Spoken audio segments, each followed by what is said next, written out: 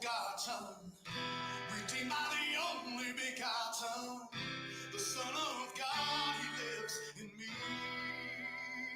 Oh yeah. Among the sinner I am chief.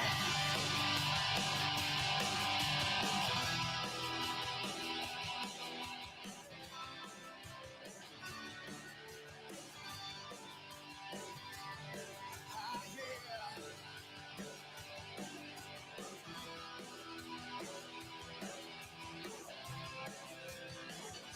Along the road less traveled, well I have come, I'm just a man, a sinner saved by grace,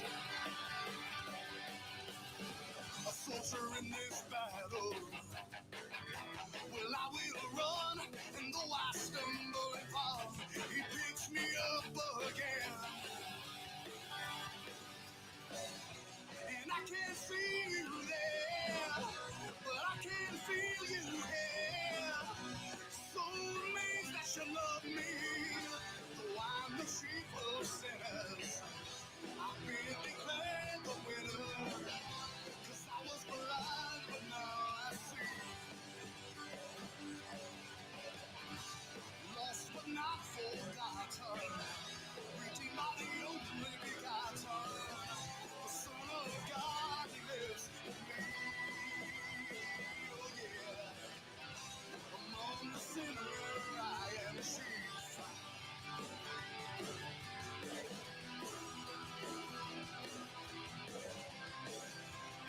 Well, I'm no better than you, that's for sure now. I've fallen short again, and I cry out for mercy with a hammer and nail in my hand. Sees everything that I do, yet He loves me. And I don't understand why yet we were sinners, He sent His only Son to die.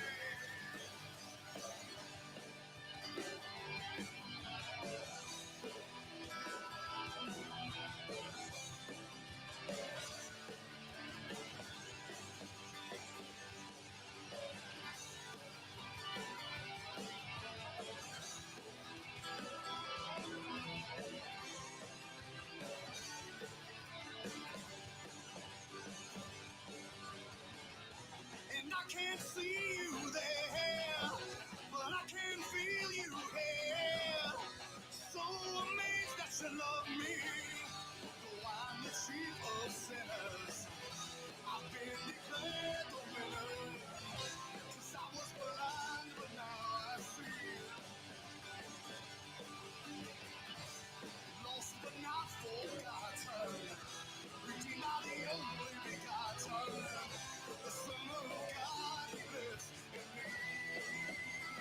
Oh yeah, on the sinner I am chief.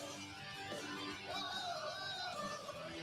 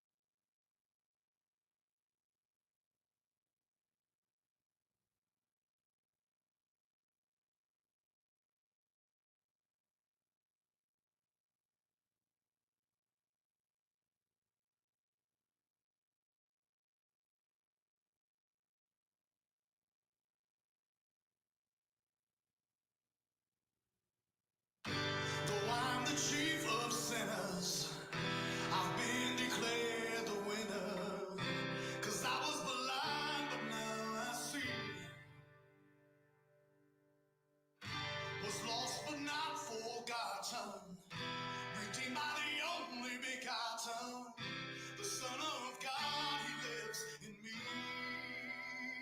Oh yeah. Among the sinner I am chief.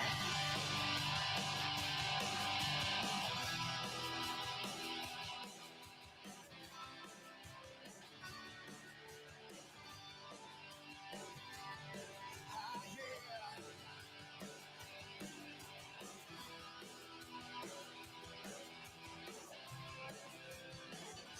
Along the road less traveled, well, I have come, I'm just a man, a sinner saved by grace, a soldier in this battle. Well, I will run, and though I stumble and fall, He picks me up again. And I can't see you there, but I can feel you here. So amazed that you love me, though I'm the chief of sinners.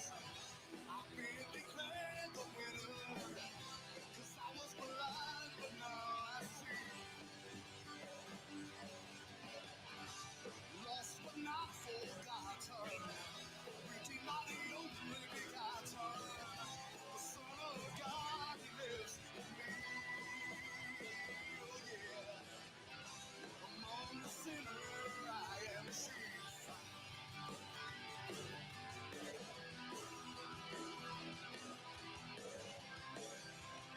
Well, I'm no better than you, that's for sure now. I've fallen short again, and I cry out for mercy with a hammer and nail in my hand. He sees everything that I do, yet He loves me. And I don't understand why yet we were sinners, He sent His only Son to die.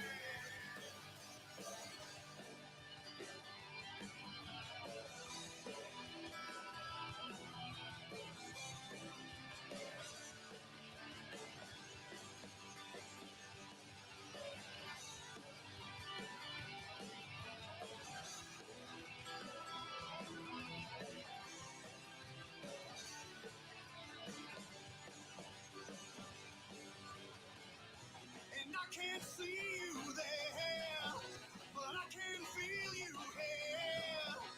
So amazed that you love me, though I'm the chief of sinners. I've been declared the winner, 'cause I was blind, but now I see. Lost but not forgotten, redeemed by the only begotten, the Son of God, He lives in me. Oh yeah, on the sinner I am chief.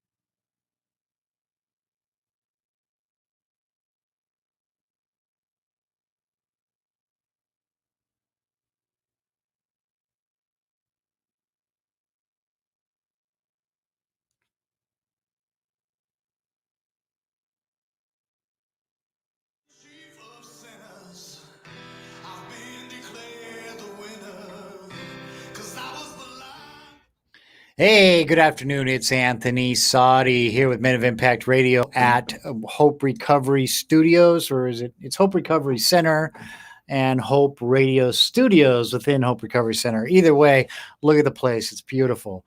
I see a lot of people doing Facebook or different places doing their own podcast, and it's them and a laptop on their kitchen table. And although the content is wonderful, I'm just more than blessed to be in such a nice place to be able to do this. So it's Friday afternoon again, and my favorite day. And again, I'm going to start with I am not a professional. I do this because I'm paying it forward. Because there were some men in my life that helped me break some chains that I needed broken, or I'm sorry, they helped me see the way Jesus could break my chains. They helped me by encouraging, staying with me, and allowing me to know that Jesus is always with us and carry me through that. So it took a lot of problems, a lot of issues. So now I'm just trying to pay it forward and talk to some of the guys that were there for me, and some other guys that may just have gone through some stuff. I always bring in a guy that's a Men of Impact. When in my opinion, Men of Impact come in all shapes and sizes. They're not on the field, the screen, the court. That's not where all the Men of Impact are. Men of Impact are the guys who get up every morning, do the grind, go to work every single day, take care of their family, take care of their wives, and put God first. Men of Impact is somebody who does that, gets up, does the grind, no matter what. For the most part, grumble free. All right. That's a Man of Impact. And those are the guys that helped me through it. And those are the guys I want to bring on here because those are our real heroes in America. It's not the guys on the screen, court, field. Those aren't the guys. So I bring them in here and we talk about the grind. We're going to talk about things like marriage, addiction, anxiety, whatever it has. If just listen to the show, and that's where I'm going to talk right now. Log on to my Facebook channel, Men of Impact, MEN, Men of Impact with a K. Okay, it's Men of Impact. I just shared it to my Facebook page, so you can go on there, subscribe. Here's what I need for you to do. And all you Men of Impact out there, all you guys who come to group and stuff like that and are part of the group, if you're still not subscribed, we got a problem. So you need to subscribe. You need to like, ask for notifications, and comment for me, please, so that we can get this message in front of more people. Those are the factors that gets it in front of more people, sends it to their homepage. They don't have to come look for us. We'll go look for them if that happens. So that's what the message is for. Any questions you have, it's menofimpact@gmail.com. Again, impact with a K. We meet every Saturday morning, 6:30 a.m. off of Indian Truck Trail in Corona at the Starbucks. 6:30 a.m. to 8 a.m. every Saturday morning, rain or, cold or heat. We meet there and we study the Bible. Right now we're in the book of Isaiah. We're coming to a close, but we are in the book of Isaiah. Come out and join us. If you can't come out and join us because we're far away, I mean, I get it. You might be in a different state listening to this or a different county. Start your own. You need some encouragement. You need some tools, some ideas of what we did to get it up to 30, 40 guys. And now we're going to multiply into two different chapters. We have a third chapter that's our second chapter already that's multiplied for us out in LA. So if you have any questions, you need any encouragement, you need any tools, again, email us, menofimpact@gmail.com. So here we are today. Who's my guest today, right? You're asking, who's his guest today? I told you we were going to have a marriage series, and I have a marriage series, and I have some friends and some people who are going to be on the marriage series who have these marriages that, although we all know, anyway, married people know, all you young 16-year-olds who think you're going to have a perfect marriage, go back to sleep. So married people know there's no such thing as a perfect marriage, but I had lined up some guests that have very great marriages. And as far as I know, no big adversity. Not like my marriage. I had to have somebody with some big adversity. I don't even know the story. You know how many times I tell you, I don't even ask the whole story because I like to be surprised here too. Remember, and I say this seriously, this is my 1 hour of free therapy every week. So if you guys can get some free therapy from me getting my free therapy, winner, chicken dinner. You know what I'm saying? That's where we're at. So this week, we're going to start the marriage series. So I did bring on a guest of mine that I've known it's been a long time. It's been a long time. His name is Dan Martin, and we've known each other for a long time. We haven't we haven't necessarily always been in touch, but we've been around. We've been to church functions. We've when we were going to the church all the time together, we were together a lot more. But I thought about Dan in this because I know that he has a marriage group, so that is a good thing. So Dan, and there's some adversity in his marriage that we're going to talk about and let it out, and so that's maybe somebody out there picks up a tool or two for their marriage, right? Right. We don't know. If you hear something that interests you that you want to know more about, again, email me. You know what? If it's something you want Dan to answer, email me. I'll email him. He'll answer it. We're all good. Sure. So Dan Martin, Dan, just introduce yourself. Tell us a little bit about yourself, and then we're kind of move into it. Okay. Excellent. Well, again, Dan Martin, and I've been married for 27 years now, and got married in 1995. Immediately, almost, I think on our wedding night, got pregnant with my oldest, Daniel, and then 2 years later had my son Brandon. So the boys are now 25 and going to be 23 in July. Wow. And I'm an educational psychologist, and I've been doing that for just about as long as I've been married, for 27 years. And so I've had so many great experiences being married, and I'm sure we're going to have a lot of chances to talk about some of those not so great experiences being married. So just so everybody knows, okay, me and Dan do not believe the title, right? Which is, the title is, come on, Tyson, help me out. I can't remember it word for word. The title of this show is, Oh God, Don't Get Married, right? Right. For God's sake, don't get married. For God's sake, don't get married. We don't believe that, do we, Dan? No, not at all. I mean, there's so many cool blessings about being married, and especially blessings come when you stop putting so many expectations on the marriage to be more than it was designed to be. And I think that is, our culture has built up marriage to be more than it was designed to be. Yes. Yeah. Do you have any examples of that? Maybe. Well, I think we get into all of these expectations as a married person, what my spouse is supposed to be like. Sometimes even in the dating relationship, we end up isolating ourselves from our friends and from our family, and we spend all our time and energy on this one person. And because of that, we end up putting my expectation for happiness, for contentment, for, intimacy, all those things on one person. When in fact, we were designed to be in community with a bunch of people. We need men in our lives to kind of help us understand the things that we need to understand about being a man. And, we need buddies that satisfy some of the interests that maybe our wife really isn't all that interested in. And so our wife has a purpose, or in the opposite case, our husband has a purpose. And so many of the things can be satisfied in that relationship, but not everything. If you have 25 things you're interested in, maybe your wife can meet half of those things. And the result is you need other people in your life to do those other fun things or those other needful things that you have in your heart.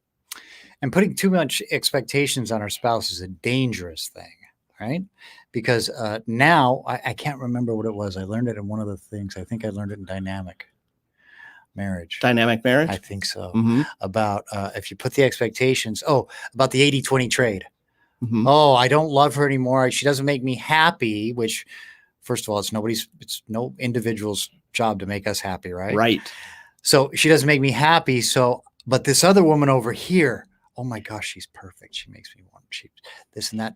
But we're only experiencing the honeymoon stuff because it's only in the hotel room, right? Right. Or for 2 or 3 hours over here, right? Well, and in some ways, it's kind of having one foot in, one foot out. You can only be happy with that alternative relationship because you're grounded in whatever else this, your spouse brings to it. If you had to fully devote yourself to that other person, most likely you're going to have the same issues come up with that other person. And, I have a feeling, I'll tell you my story in a little bit, but sometimes you can look at another person and they meet those 5 things that your spouse didn't meet. And then you forget the 20 things that your spouse does well and connects with you and things like that. We're often looking at that grass is greener scenario and we go, well, my wife doesn't do this, this, this. And so you find somebody that does those 3 or 4 things, and then you forget all the things that your spouse does do for you or the history that you do have. So it's really interesting when you start to find yourself dissatisfied in a relationship, why you start to justify those things. Justify, that's the word. I'll tell you, is this a good time to talk about some of my history with my marriage? Because I'm excited to kind of talk about that. I had a physiological issue. First, I lost my thyroid, and then my adrenal glands stopped functioning. I went from weighing probably about 175 down to about 120, 125. I was throwing up 3 times a day. I was, the doctors couldn't figure out what was going on with me. And turns out I have this thing called Addison's disease, where it's adrenal dysfunction. Okay. And so, through that time, this was probably about 9 months that I thought I was going to die. And, I just started to lose weight, more weight. Doctors couldn't figure it out. Finally went to an endocrinologist and he says, oh, you got Addison's disease, gave me a steroid, which I still take today. And I was better in a day or 2. Wow. And so, but the problem is during that time, I went through kind of a life-changing experience, whereas the things that I was content with, not necessarily happy with, but I was content in my marriage.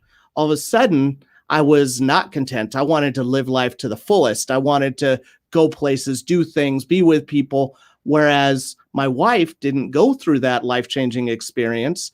And we'd had very small kids during that time.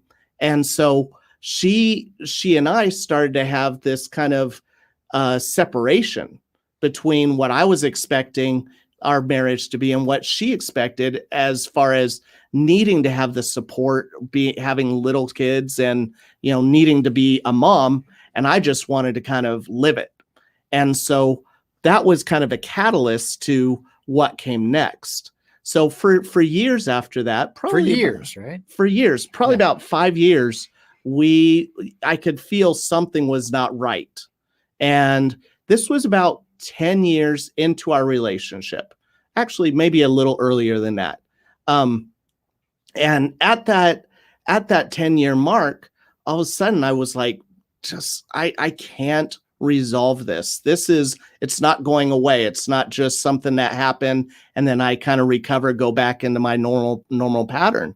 So as we're going through it, I was, finding myself just not happy in the marriage. And, as we'll probably talk about, happiness is not the goal of a marriage. No. Okay. You want to find somebody that you can do life with, that you have common purpose with, but happiness is a fleeting emotion that will go up and down all the way through your marriage. All the way through your life. All the way through. Even if you're by yourself, you're not content to be happy. We're constantly looking for those feelings to kind of satisfy us, but that's not the way that life works. So anyway, to jump ahead, in about 2005, it came to a head. And we were going to some counseling to try to figure this out. I figured out that I wanted to go to my own counselor to try to deal with my own stuff.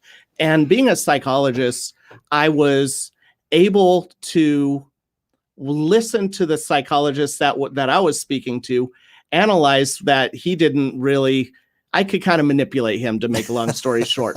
And he ultimately told me, that's not a good thing, Dan. No. Manipulating your therapist. No, you can't you shouldn't be manipulating your therapist. But to make a long story short, I got him to tell me what I wanted to hear, which is, You had a life-changing experience. She didn't. Why don't you guys just recognize that and kind of move in a different direction? Because I really didn't want to deal with the hurt and the pain that goes along with trying to right the ship. Because during that time, I was probably doing damage to, at the very least, I was doing damage by separating and isolating and having unreasonable expectations. So as a result, I was in a place of, I got to fish or cut bait. It's 2005. I think we got married in 1995. So we're 10 years into it. And I was like, I can't do this anymore. So and the problem is we really never fought. That we did not have the personality types where we were in knockdown, drag out fights. It was just that subtleness of, when you're disconnected, she doesn't say something, you don't say something, and then that chasm becomes greater and greater. So I told her, this is what I want to do, and it came out of left field. Granted, we were going to counseling. What did you tell her you wanted to do? I told her I wanted to separate. I didn't want to be married anymore. And my boys were, I think, 5 and 7 at that time, and they had never heard us fight. It was the worst day of my life. Watching them cry, and in fact, that day, I watched them cry, and I was like, okay, I'm not going to do it because the pain and the hurt was too much. Right. But the pressure of not being okay, and really, you look back at it, I wasn't okay with me. Right. I couldn't resolve my own issues. Secret, right? Right. And sometimes when we're so invested in the other person and what they're doing or not doing, you stop looking at you and your responsibility to be okay in absence of what your spouse does. And fellas, audience, this is coming from a psychologist. Mm-hmm. He's trained to do that. Right. Oh, and I'm my own worst enemy. I analyze everything that I do, and I'm like, why are you being such a pain in the butt?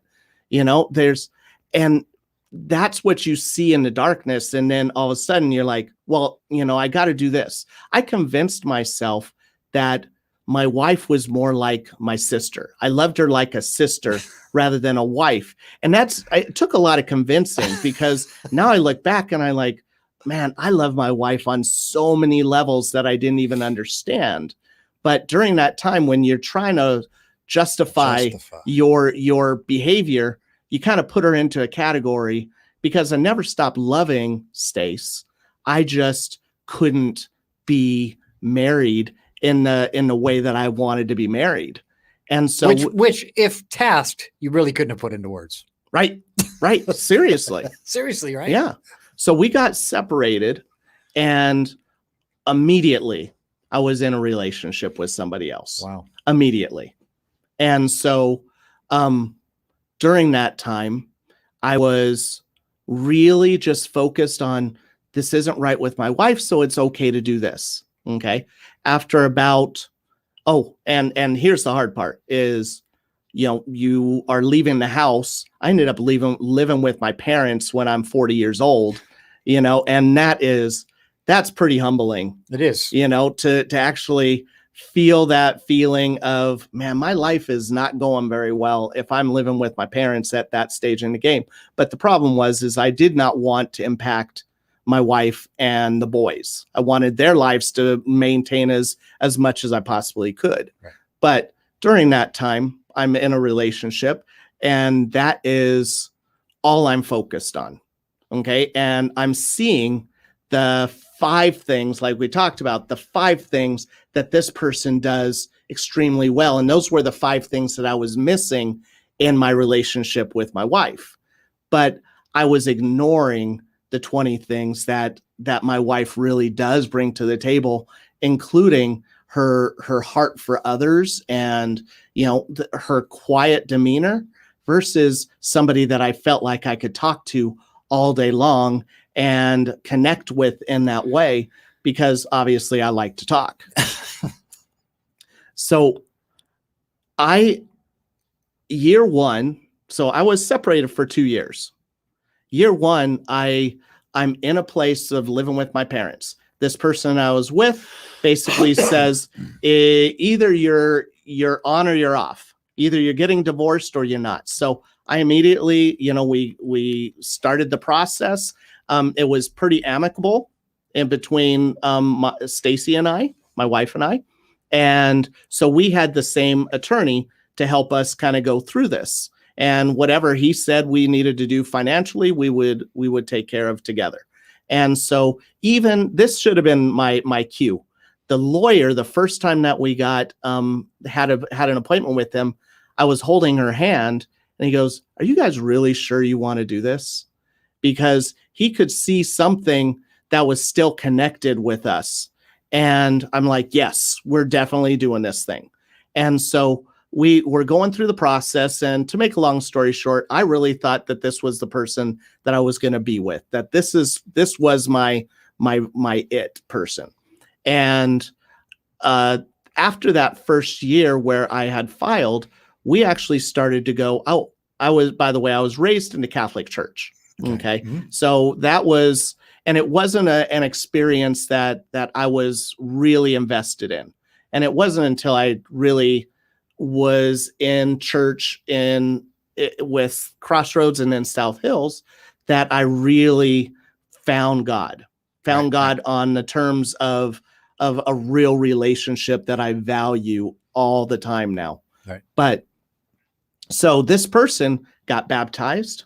She started going to Crossroads on the regular and would invite me, and I'd be like, "Nah, I'm good. I'm Catholic. Don't worry about it. I got it covered." And she kept inviting me, and finally I started going. And then I started going, and then she asked if I'd go to a small group. And so I started going to this small group. And we are probably, dating for now about a year and a half. And I'm feeling like we have all these things clicking. And so I'm sitting Crossroads at, I'm probably about a week and a half away from being divorced, thinking that everything's going to be good. And I'm a skeptic. Let me just kind of preface this. I'm a skeptic on spirituality in terms of like God moments. Right. And I felt in the middle of the message, okay, so worship is over and Pastor Chuck is speaking, and I legit feel a hand on my shoulder, and I hear a voice in my head saying, "You're doing the right thing. You're doing it with the wrong person. Go and make it right with your wife." Wow. And immediately, again, not a crier, I'm bawling uncontrollably in church to the point where people are looking back at me like, what's going on in the back of the church with this guy? And I couldn't stop it. And so as I'm crying and crying, the person I'm with grabs my hand. She's like, "Are you okay?" I go, I'm fine. And afterwards I told her, I said, "This is what happened." And she immediately told me, she goes, "I always told you if you could make it right with your wife, you needed to go do that. You're the one that told me you couldn't. So that's why we're together." And so at that point, I was in a place of just wondering what's going to happen. But I pushed it away because I really wanted to be with this person. And that night, I have a dream, and it's God writing on this chalkboard, and he draws kind of ups and downs, kind of hills and valleys. Hills and valleys. And with these hills and valleys, he said, if you go and make it right with your wife, I'll bless your life. And he draws two lines at the top. He goes, if you stay with this person, your life will be filled with hills and valleys. And so are you going to listen to me? And immediately I wake up and I'm like, wow, that was a weird dream. But I'm still trying to push it away. And then isn't it funny? Oh, because we don't want to go and do the hard work. Right. And there's so much hard work that had to be done afterwards. Yeah. So this third thing that happened was I'm sitting in my car during lunchtime and I'm kind of eating, and I'm tilting my chair back, and I close my eyes for a second, and I have a voice in my head audibly say, "Are you going to listen to me?" And I go, "Oh, this isn't going to go away. There's something," and I'm a week away now from being divorced. For real. For real. I mean, this is just last signatures and then we're done. Right. And so I have to, first off, I tell this person what's gone on, and she is not happy with me, obviously, because she's devoted 2 years of her life to being in a relationship with me. And I have to go and tell her this is what's going on. And I believe God is calling me back to Stacy. And then now I have to tell Stacy. And there's always a risk of her saying, "Adios. I don't want to be with you." Yeah. So I go back to the counselor that was actually really honest with us in the very beginning, at which I should have probably stayed there instead of going to the guy that I was able to manipulate. And so I tell her, this is what's happened. This is what I'd like to, tell Stacy. And she, talks to me about it like, "Okay, I'm not sure this is going to work out in your favor here." And so I go, "Well, I have to try." And so we have set up a counseling session. At that counseling session, I tell her what's happening, and I tell her what God has called me to do. And this is how I know it's a God moment, because I said, "I have to tell you, I'm in love with somebody else. I don't know if I'm ever going to be able to love you the way that you need to be loved. And I don't know the first thing about how to get us back to where we need to be. But I believe that God's called us back to be together." She says, "And I want to try." And she should have said, "No." F you. Right, exactly. There's absolutely no way. That's not buttering you up. That's basically setting you up for all. This is going to be a bunch of crap. Yeah, exactly. You basically gave her the out. Every out you could be. And she sat there for probably a couple of minutes. And she goes, "I think I'm supposed to say yes." And I'm like, "Seriously? All right." So I have an apartment now. I move out, I have an apartment, and I still have 3-4 months on this lease. And I said, "Well, let's do this. Let me court you. Let me date you. And then if you feel like you're ready to be back in a relationship with me, then we can take that step when it comes." And it was the most awkward, uncomfortable feeling trying to be back in a relationship with her, knowing that I still had these feelings for this other person. So that is, in a nutshell, that's kind of the story behind why I believe so strongly, one, in marriage groups, two, in not trying to live life by yourself, and three, listening to what God says about you in your marriage and your relationship, and don't listen to the emotions that can kind of detract you from really doing what you need to do. And I talk about it a lot on this show, is that one of the things you may even know my therapist, Eric Disney, one of the things that one of the biggest things he taught me that took me a long time, I still chew on it every day, is that feelings lie. Mm-hmm. And I was like, the first time somebody says that to you, like, it doesn't even make sense. Mm-hmm. But you're right. The feelings lead to emotions you can't control. And feelings aren't really. Well, and they change constantly. How I felt first thing in the morning is not how I feel right now. So if we're going to make life decisions based on emotion, we're going to be wrong more than we're going to be right. I mean, that we have to make life decisions based on our devotion of what God has in store for us, and what we know we need to do for ourselves as a man. I try to be a man of honor, not because of anything my wife does, but because I want to be honorable. Right. I want to be respectful, not because my wife's respectful to me first, but because I want that for myself as one of my values. It's so hard, but I mean, emotion will detract you from making good decisions a lot. And okay, we're going to take our 5-minute break, guys. So we'll be right back with Dan and some more. Thank you so much for stopping by, Dan. And we're going to be back in about 5 minutes. Check out my brother Brian's place. Give him a call if you want to get in shape. He's the man. 'Cause I was blind, but now I see. Was lost, but not forgotten. Redeemed by the only begotten, the Son of God. He lives in me. Oh yeah. Among the sinner, I am chief.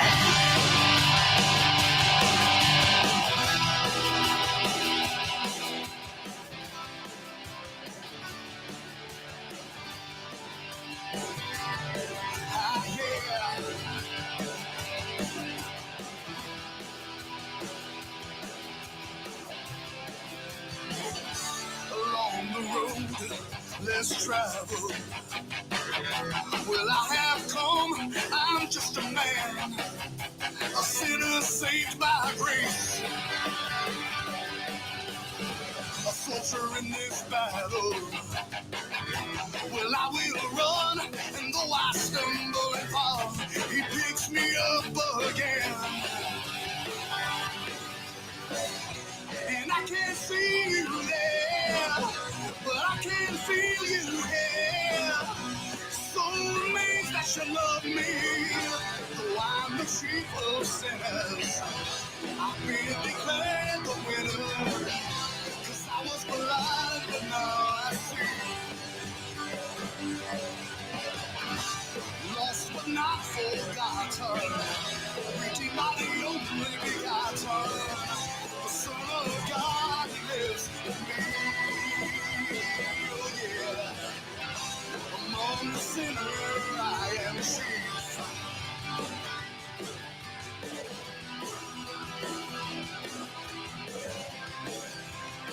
Well, I'm no better than you, that's for sure now. I've fallen short again, and I cry out for mercy with a hammer and nail in my hand. He sees everything that I do, yet he loves me. And I don't understand why yet we were sinners, he sent his only son to die.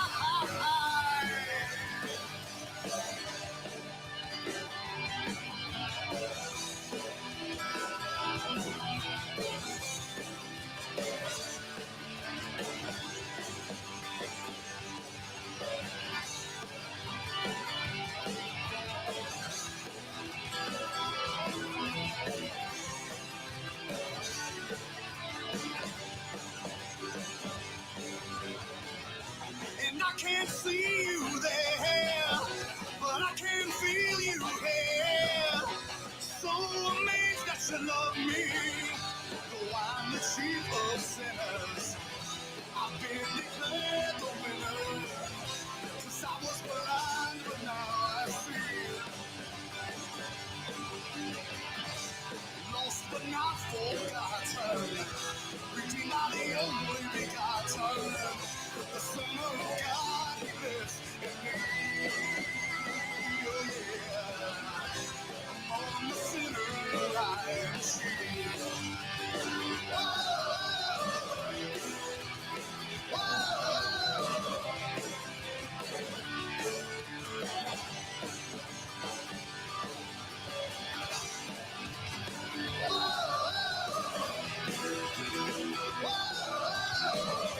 Among the sinner, I am chief.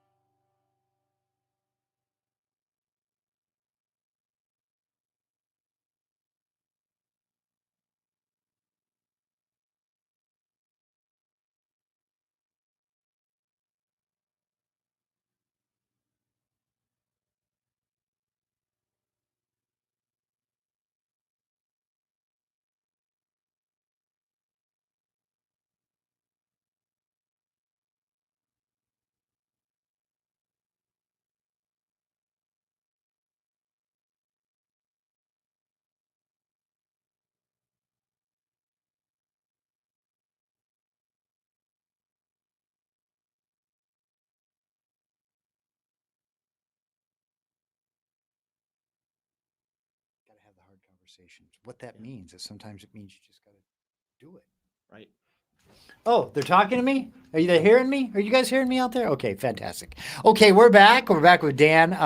And what an awesome conversation that we had. I hope some people listened and were able to pull some things out of that conversation. But I want to dig a little deeper into what that all means. Now, like you heard Dan mention a couple of times, fellas, and I talk to the men mostly, but maybe there's some ladies out there that have a hard time hearing some of the difficult conversations as well. And that may be why your husband's not having them. How do you respond? Don't react, respond. Don't react, respond. And the same with the husband. Don't react, respond when your wife wants to talk about something. So, I'm going to dig a little deeper into the hard conversations. How do we get to those? And the other thing, that's the other thing I forgot to mention off the air, Dan, is there might be some people out there, some, regular Joes, right, that are listening to us today that might think, well, yeah, all of that stuff is easy for him to come. All of those conclusions are easy for him to come to. All of a sudden, now he realizes there's something wrong with him and he wants to have the hard conversation with his wife. And of course he can have the hard conversation because he's a trained psychologist. So I don't want any of the guys who aren't trained psychologists to feel like, right. Because it doesn't matter if you're trained. You were a trained psychologist and didn't have the hard conversation. I was a trained psychologist and did all the weird stuff. Right. Okay. So it didn't stop me from making poor decisions. It didn't stop me from probably over analysis. Right. Sometimes we all bring stuff to the table. Okay. For me, it was over analysis as well as the need for attention. Okay. I felt like I needed a certain amount of attention to feel worthwhile, to feel like I was, wanted in a certain way. Not that my wife didn't show that she wanted me, but just not to the extent that I probably needed. So or thought I needed is a much better way to explain it, because the ability to self-soothe as an individual is really important, because otherwise you're looking to your spouse or other people to do it for you. And all that really does look like is you acting like a little kid and someone else acting like a parent, So you mentioned, I wanted to tell you something about the recovery, how things actually started to get better. Yes. Immediately, I recognized that when I was with this other person, the small group that I was in was really helpful. Having other people around that could kind of give you some feedback on where your crap is and how to treat people, et cetera, et cetera. So we immediately jumped into a small group when we started attending South Hills. And I remember we went to a marriage conference down in, San Diego area. San Diego, the weekend. Do you remember? Maybe you were there. We were there one time when the Behrmans were there. Were you guys there? Brian Boss was singing? Oh, no. No. Okay. So either way. Weekend to remember. At the end of this weekend, did a whole bunch of marriage stuff and, trying to figure it out. But one thing happened. I was at sushi with two other couples, and one of the guys who, he's a former Marine and just says it exactly how it is. He goes, the way I see it is you got 1 foot in, you have 1 foot out. You need to, I don't want to curse, but you need to crap or get off the pot. Okay. And he goes, you will never find satisfaction with your wife if you're always thinking about this other person. Fully commit or don't commit at all. Fully be invested or exit. And I'm like, can marriage work any other way? No. And, but sometimes you always, you think that you can be halfway in, halfway out with things, but anything that you're going to do, fully invest in it. And then you don't have to worry about like, well, I wish I would have blank. Right. If you fully invest in it, at least you gave your all the way through. And so this guy told me that, and all the way home, I started to challenge myself, driving home from San Diego, I started challenging myself, and I said, okay, Stace, what do you think about this? And then it was a hard conversation. We were talking about sex and intimacy.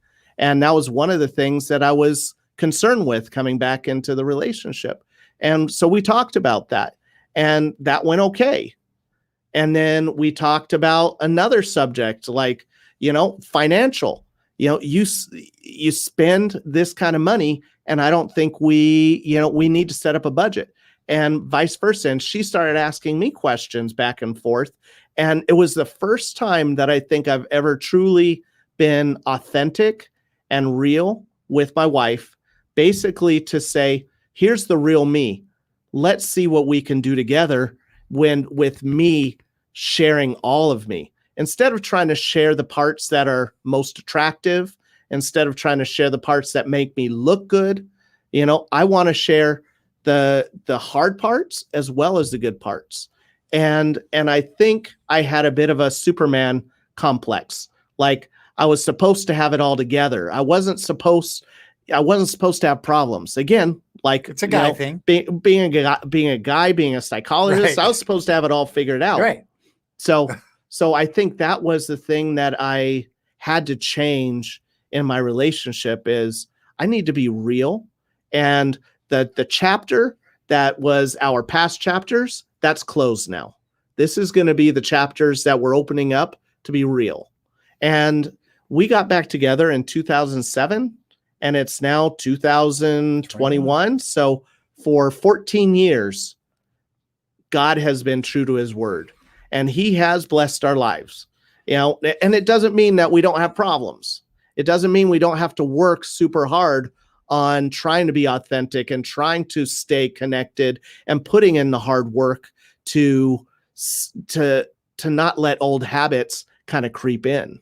So when people say, because I think about that a lot now when you just said it. So when people say marriage isn't supposed to be this hard, they really don't know. No, marriage is supposed to be hard. It is hard. Like, and anything that is too easy, we take for granted anyway. Right. We don't appreciate things that come to us easy. You appreciate something that you have to work hard on, that you can be proud of. And at the very least, at the end of the day, I want to be proud of my own behavior, despite what my wife does or doesn't do. Because I got to look in the mirror at night and say, did you do it right? Did you do it to the best of your ability? Did you honor yourself, and did you honor God in the process? Or did you act like a clown? Were you self-centered? And I have a tendency to be much more self-centered. I'm much more of a taker in a relationship, and my wife is much more of a giver. And so I have to keep myself in check, because if she's willing to give, I'm definitely willing to take. And I had to balance that out and say, wait a second, all because you're willing to give doesn't give me permission to take more than my share in a relationship. That's big. That's big. I hope you guys are listening to that. So when we're having these difficult conversations, right? Because I'll tell you when I have them. Mm-hmm. When I still have a hard time, and you tell me maybe I know I'm wrong, but you tell me if it's still normal. I still might take 2 or 3 days to get that out of my mouth. And then I've learned how to present it better, which is, look, I really need to talk about this. It's now been 2 or 3 days because my trust level isn't to a point about this particular subject that I feel like you're going to respond as opposed to react. Right. And if you react, it's over. Right. The whole conversation, we're not going to get anywhere. So why have the conversation? Right. And that's a problem that I have. I heard a pastor talking one time, and this couple comes in and says, Pastor, we have this big marriage issue, and I need to handle it. We need to talk about it today. He goes, oh, it's a big issue. And he goes, well, I'll talk to you about it next week. And they're like, no, we have to handle it today. He goes, oh, it's that big. Okay, then I will make an appointment with you next month. And he goes, the bigger the issue, the more time it's going to take for you to be able to figure out the emotion behind it and be able to figure out how to handle that issue. sometimes we just want it to be done and handled and move on to the next thing without really doing the work behind it. The work behind it is, taking the time to formulate how do I feel about it? What do I think about it? What are some of the options that I might want to do? Because if you just come to your spouse and say, well, here's my problem, all you basically did is put it on her to figure it out. Here's your fault. Yeah, right. And it's so easy for us to point out all the faults that are in our spouse, and it's, believe me, if you can point out all these faults, one of the faults is that you don't take responsibility for your own stuff. Right. You gotta look inward and say, okay, not to play psychologist, but these I feel statements rather than you did statements. You did this, and that's why I feel this way. Men, we're not a puppet. Our wife doesn't control our behavior. We control our behavior. There's no string in the back of our neck that makes us move our mouth and say things that are inappropriate. We have to take some responsibility and say, if what I say is going to do damage to the relationship, maybe I need to take some time to figure out what it is. And then say it in a way that, one, glorifies God and glorifies the relationship, and it's so easy to inadvertently put bombs in a relationship. There's sometimes that I say things that even to this day, if I mention this other person that I was with in some fashion, most of the time it's going to result in a bomb of hurt feelings on her end. And if I care about how she feels, I don't want to drop those bombs, but sometimes I inadvertently will do it. But if I can plan and say, oh yeah, this is going to be a bomb, then maybe I can take a few hours to a few days.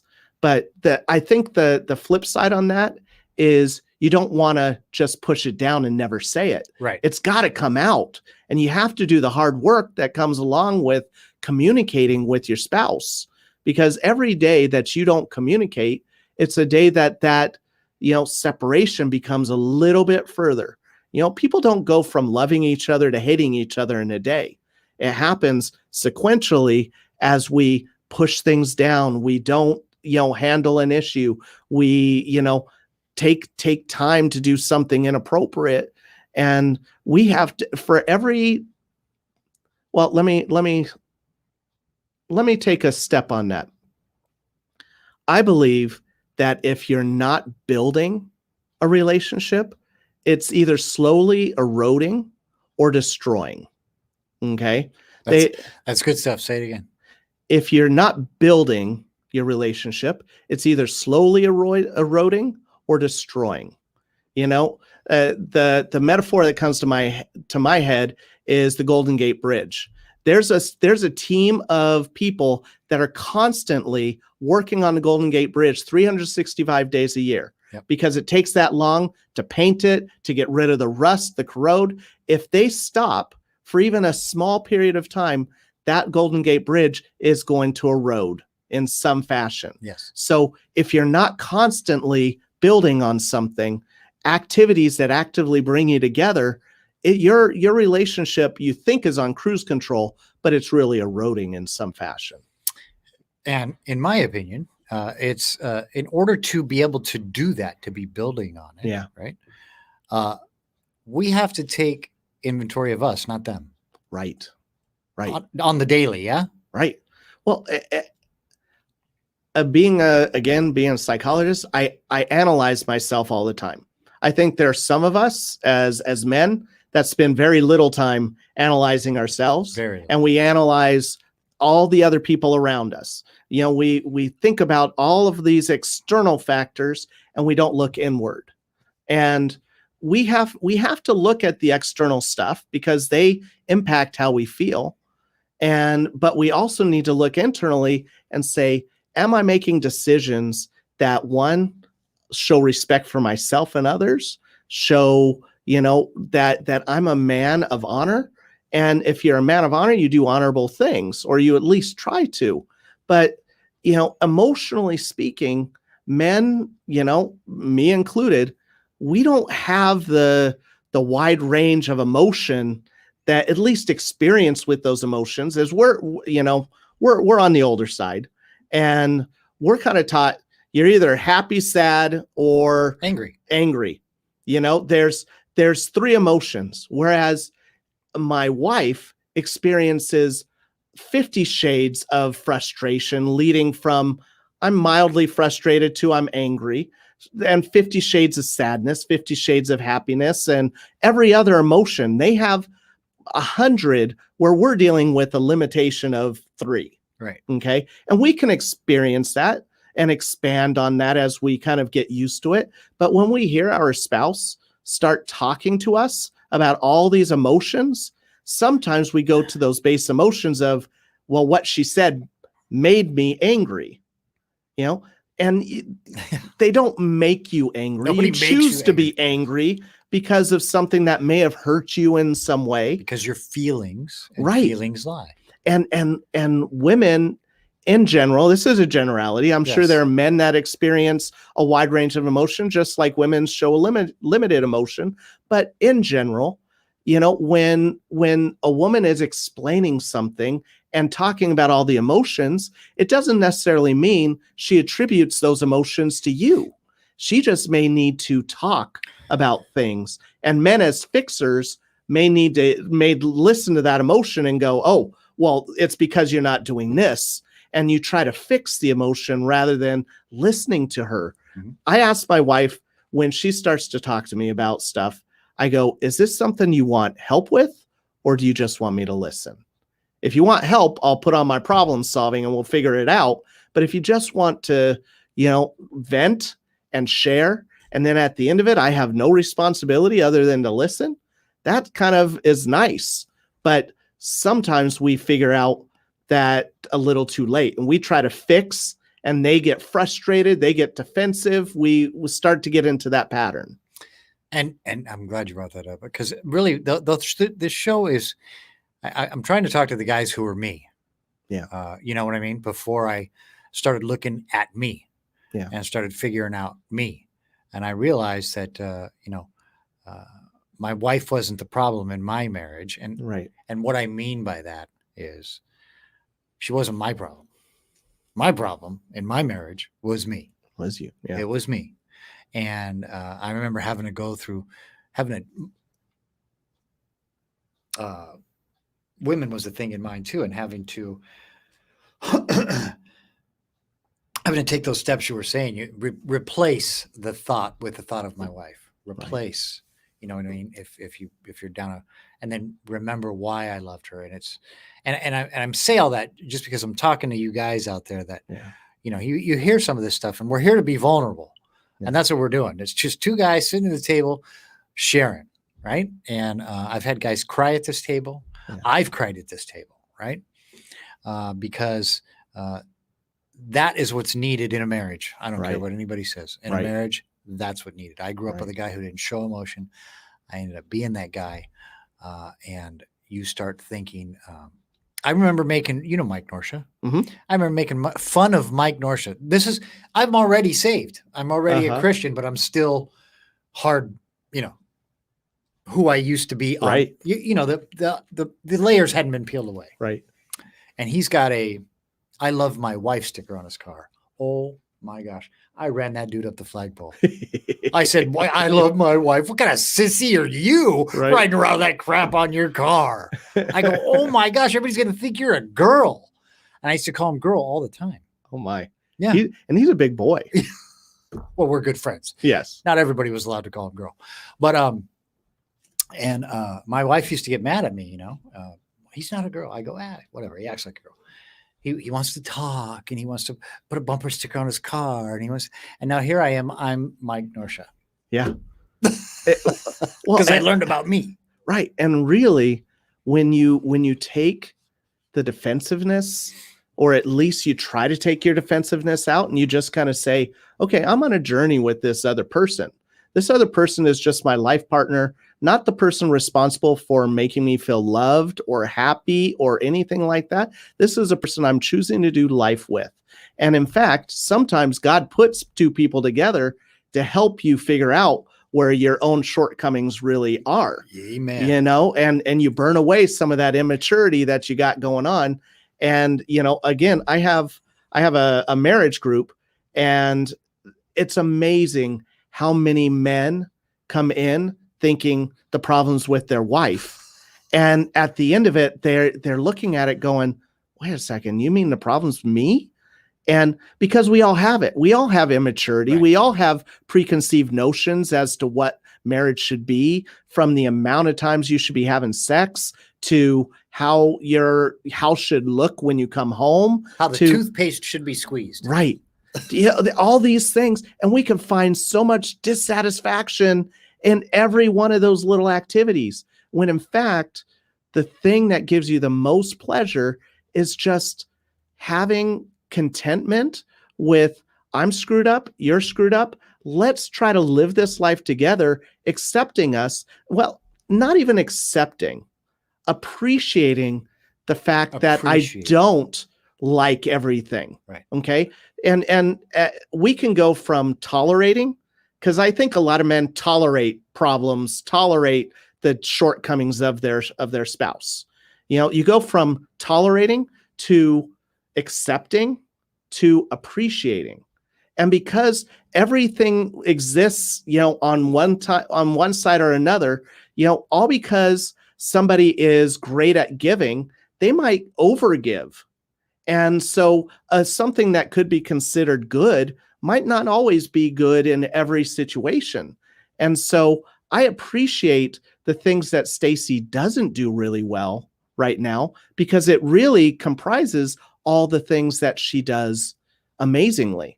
And I've learned to not just accept those weaknesses, but really appreciate them as part of the whole person that she is. And some of them are designed to really frustrate me.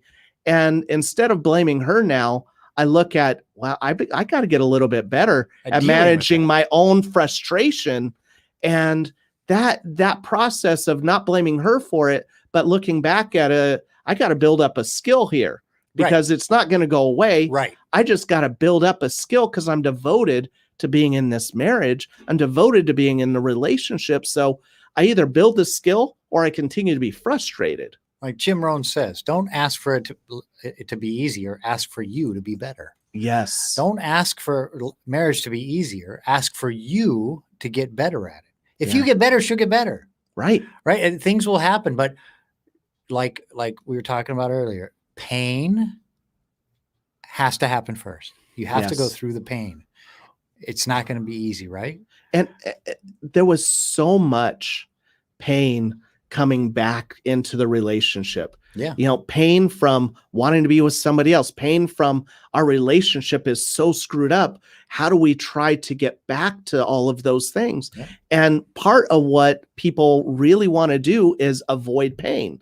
That's kind of one of the underlying things of being human is we don't want to have to sit in pain. No. But everything that is good, you know, if you think about it in terms of working out, in terms of, you know, training, you go through pain so you can build up your tolerance. What hurt the first day of working out doesn't hurt 3 years down the line. That's right. The things that we struggle with initially, we're not struggling with 10 years later in a relationship, but there will always be something that we're working on. Marriages throughout the life shouldn't be to the place where, oh, we got no more issues. Yeah. If you think you have nothing going on anymore, it's because you put it on cruise control and you stop looking.